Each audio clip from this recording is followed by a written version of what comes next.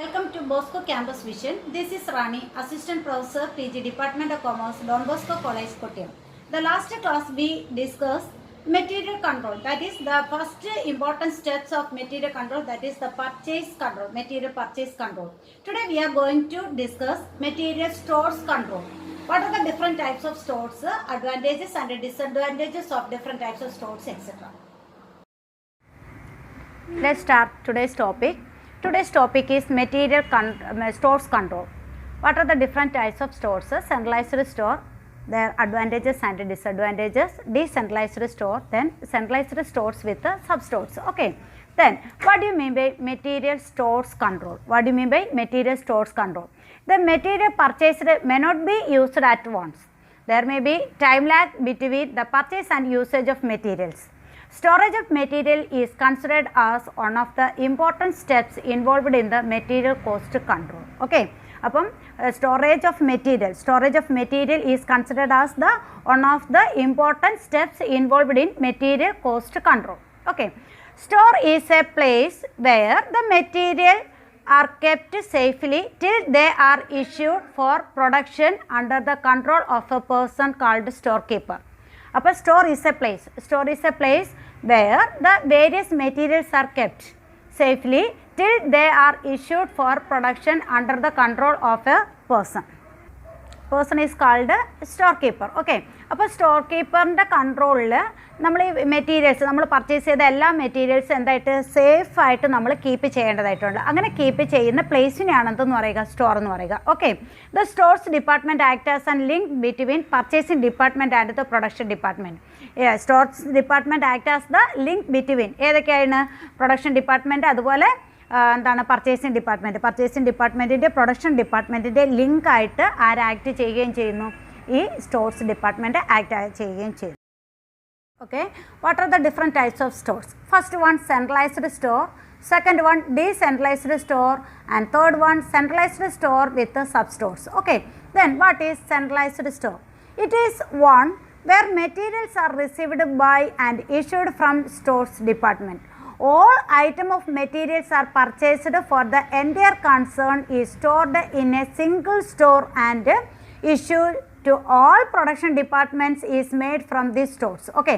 അപ്പോൾ centralised store എന്ന് പറഞ്ഞാൽ എന്താണ്, നമ്മൾ സെൻട്രലൈസ്ഡ് പർച്ചേസ് ഒക്കെ പഠിച്ചതാണ് അല്ലേ. അപ്പം ബിസിനസ്സിലേക്ക് വേണ്ടിയിട്ട് നമ്മളൊരു ഓർഗനൈസേഷനിലേക്ക് വേണ്ടിയിട്ട് വാങ്ങുന്ന എല്ലാ മെറ്റീരിയൽസും ഒരു പർട്ടിക്കുലർ പ്ലേസിൽ തന്നെ എന്ത് ചെയ്യുന്നു, സ്റ്റോർ ചെയ്യുന്നു. അത് അവിടെ സ്റ്റോർ ചെയ്തതിന് ശേഷം ഏതൊക്കെ പ്രൊഡക്ഷൻ ഡിപ്പാർട്ട്മെൻറ്റിലേക്കാണോ അല്ലെങ്കിൽ ഏതൊക്കെ ഡിപ്പാർട്ട്മെൻറ്റിലേക്കാണോ ആ സ്റ്റോർ അല്ലെങ്കിൽ ആ മെറ്റീരിയൽ ആവശ്യമായിട്ടുള്ളത് അവർക്കൊക്കെ ആ ഒരു പർട്ടിക്കുലർ പ്ലേസിൽ നിന്ന് അല്ലെങ്കിൽ ആ ഒരു പർട്ടിക്കുലർ സ്റ്റോറിൽ നിന്ന് തന്നെ എന്ത് ചെയ്യുക, ഇഷ്യൂ ചെയ്ത് കൊടുക്കുക. അങ്ങനെയുള്ള സ്റ്റോറിനെയാണ് എന്തെന്ന് പറയുക, സെൻട്രലൈസ്ഡ് സ്റ്റോർ എന്ന് പറയുക. ഒന്നും കൂടെ, it is one where materials are received by and issued from stores department. All item of materials are purchased for the entire concern is stored in a single store. Okay, and issued to all production department is made from these stores. Okay. What are the advantages of centralized store? First one, better supervision of store is possible. Then better layout of store is possible. First one, better supervision. Second one, better layout of store. Okay. Then third one, less space is required as store as kept at A minimum. അപ്പം അവിടെ എന്തോ ആവശ്യമായിട്ട് വരുന്നുള്ളൂ, less space, അതായത് എല്ലാ നമ്മൾ ആവശ്യത്തിനുള്ള materials മാത്രമേ വാങ്ങുന്നുള്ളൂ. അതുകൊണ്ട് തന്നെ അത് സ്പേസ് അത് സ്റ്റോർ ചെയ്ത് വെക്കുന്നതിന് വേണ്ടിയിട്ട് നമുക്ക് എന്ത് ചെയ്യാൻ പറ്റും, ഒരു ലെസ് സ്പേസ് മാത്രമേ ആവശ്യമായിട്ട് വരുന്നുള്ളൂ. Okay. Then fourth one, economy in staff, stationery and other cost. അപ്പം കോസ്റ്റിലാണെങ്കിലും സ്റ്റേഷനറിയിലാണെങ്കിലും സ്റ്റാഫിൻ്റെ കേസിലാണെങ്കിലും ഒരു എക്കോണമി കീപ്പ് ചെയ്യാനായിട്ട് സാധിക്കും. The next one, investment in stock is minimized. Last one, physical verification is simple. എല്ലാം ഒരിടത്ത് തന്നെയാണ്, വെരിഫിക്കേഷൻ എന്തായിരിക്കും, സിമ്പിൾ ആയിരിക്കും. Then disadvantages of centralized stores. First disadvantages is material handling charges will be high. Material handling charges will be high. Second one, there is a risk of loss by fire. Loss by fire is high ആയിരിക്കും, huge amount ആയിരിക്കും അവിടെ ഒരു നഷ്ടം ഉണ്ടാകുകയാണെങ്കിൽ ഉണ്ടാകുന്നത്.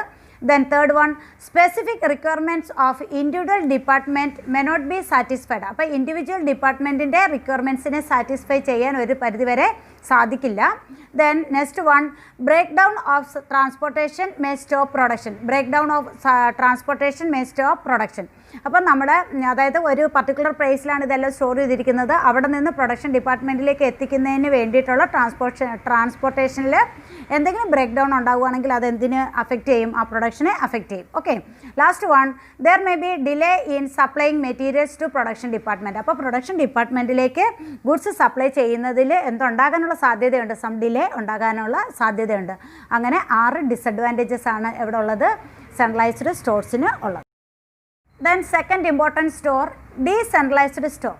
What do you mean by decentralized store?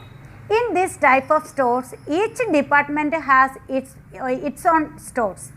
Material required by each department are purchased by the respective departments and issues are made as per the department's requirements. Okay, each store of the department will be under the control of a storekeeper. അപ്പോൾ ഒന്നും കൂടെ നോക്കാം, decentralised store.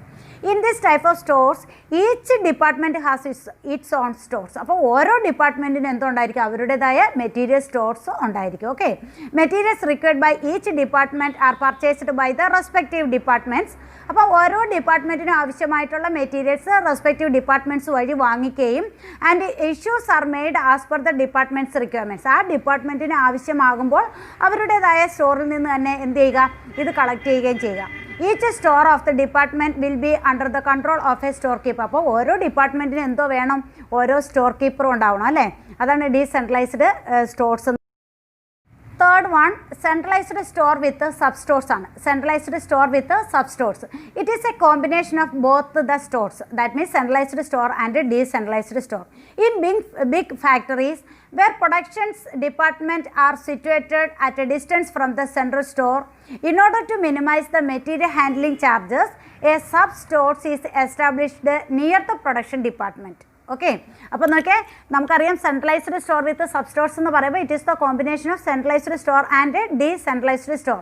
ഇനി big ഫാക്ടറീസിലൊക്കെ എന്താ ചെയ്യുക? The production departments R situated at A distance from the central store. അപ്പം ആ central പ്ലേസിൻ്റെ കുറച്ച് അകലെയാണ് നമ്മുടെ പ്രൊഡക്ഷൻ ഡിപ്പാർട്ട്മെൻ്റ് എങ്കിൽ നമ്മുടെ എന്താണ് material handling charges, that means transportation charges, ഇതൊക്കെ മിനിമൈസ് ചെയ്യുന്നതിന് വേണ്ടിയിട്ട് എന്ത് ചെയ്യും? ഒരു സബ് സ്റ്റോർ എസ്റ്റാബ്ലിഷ് ചെയ്യും. എവിടെയായിട്ട്? Near the production department. അപ്പോൾ പ്രൊഡക്ഷൻ ഡിപ്പാർട്ട്മെൻറ്റിന് അടുത്തായിട്ട് ഒരു സബ് സ്റ്റോർസ് എസ്റ്റാബ്ലിഷ് ചെയ്തുകൊണ്ട് മെറ്റീരിയൽ ഹാൻഡ്ലിംഗ് ചാർജസ് ഒക്കെ മിനിമൈസ് ചെയ്യുന്നതിന് വേണ്ടിയിട്ടാണ് നമ്മൾ എന്ത് എസ്റ്റാബ്ലിഷ് ചെയ്യുന്നത്? തേർഡ് സ്റ്റെപ്പായിട്ടുള്ള അല്ലെങ്കിൽ തേർഡ് ഇമ്പോർട്ടൻറ്റ് സ്റ്റോർ ആയിട്ടുള്ള centralised stores with sub stores. Okay, then the central store issues a fixed quantity of materials to the sub stores at the beginning of the period. അപ്പോൾ ഒരു പീരീഡിൻ്റെ ബിഗിനിങ്ങിൽ ആ centralised സ്റ്റോറിൽ നിന്ന് sub സ്റ്റോർസിലേക്ക് അത്യാവശ്യമായിട്ടുള്ള കുറച്ച് ഗുഡ്സുകൾ അവിടെ എത്തിക്കും. Okay, at the end of the period sub stores again get material from the central store. അപ്പം അവിടെ നിന്ന് എന്ത് ചെയ്യുക? ഈ സബ് സ്റ്റോർസിൽ നിന്ന് പ്രൊഡക്ഷൻ ഡിപ്പാർട്ട്മെൻറ്റിലേക്ക് ആവശ്യമായിട്ടുള്ള മെറ്റീരിയൽസ് കറക്റ്റ് ടൈമിൽ അവർക്ക് സപ്ലൈ ചെയ്ത് കൊടുക്കുക. ദെൻ വീണ്ടും നെക്സ്റ്റ് പീരീഡിൽ അല്ലെങ്കിൽ ആ പീരീഡിൻ്റെ എൻഡ് ആകുമ്പോഴത്തേന് എന്ത് ചെയ്യും?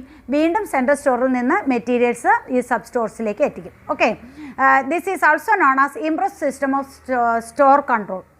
അപ്പം ഈ സെൻട്രലൈസ്ഡ് സ്റ്റോർ വിത്ത് സബ് സ്റ്റോർസിനെ നമ്മൾ മറ്റൊരു പേരിൽ അറിയപ്പെടുന്നത് എന്താണ്? Impressed system of stores control എന്നും അറിയപ്പെടുന്നു. അപ്പോൾ impressed system of stores control എന്ന് ചോദിച്ചാൽ എന്ത് തന്നെയാണ്?